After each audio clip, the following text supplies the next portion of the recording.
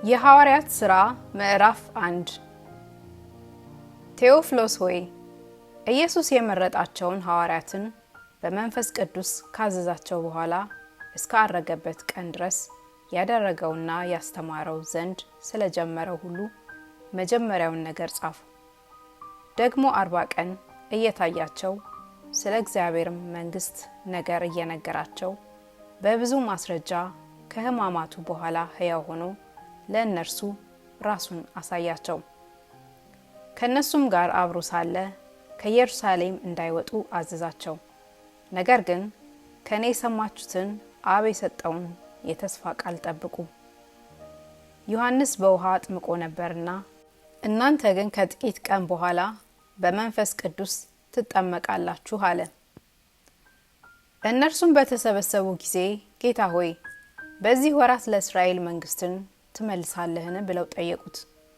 እርሱም አብ በገዛ ስልጣኑ ያደረገውን ወራትንና ዘመናትን ታውቁ ዘንድ ለእናንተ አልተሰጣችሁም። ነገር ግን መንፈስ ቅዱስ በእናንተ ላይ በወረደ ጊዜ ኃይልን ትቀበላላችሁ። በኢየሩሳሌምም በይሁዳም ሁሉ በሰማርያም እስከ ምድር ዳርም ድረስ ምስክሮቼ ትሆናላችሁ አለ።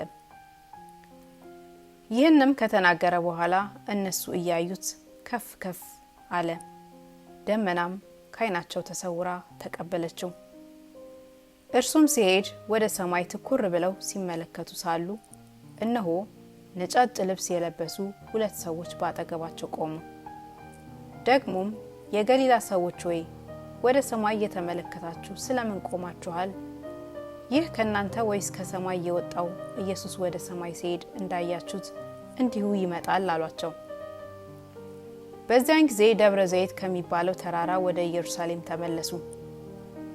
እርሱም ከኢየሩሳሌም የሰንበት መንገድ ያህል የራቀ ነው። በገቡም ጊዜ ወደሚኖሩበት ሰንበት ወጡ።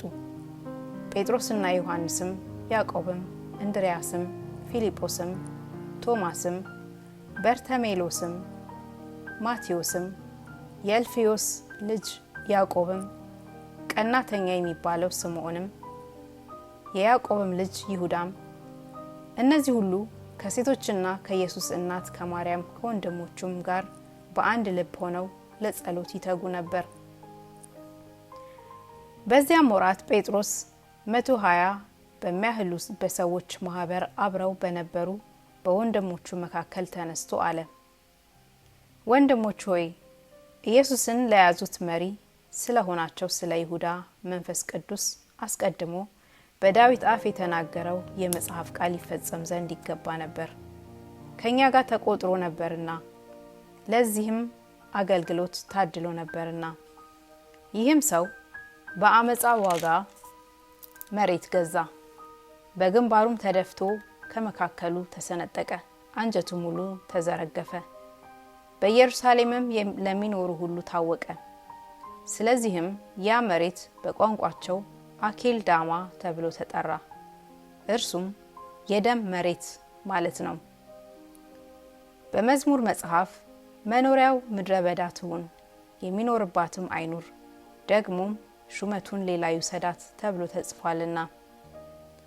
ስለዚህ ከዮሐንስ ጥምቀት ጀምሮ ከኛ ዘንድ እስካረገበት ቀን ድረስ ጌታ ኢየሱስ በእኛ መካከል በገባበትና በወጣበት ዘመን ሁሉ ከኛ ጋር አብረው ከነበሩት ሰዎች ከነዚህ አንዱ ከኛ ጋር የትንሣኤው ምስክር ይሆን ዘንድ ይገባል።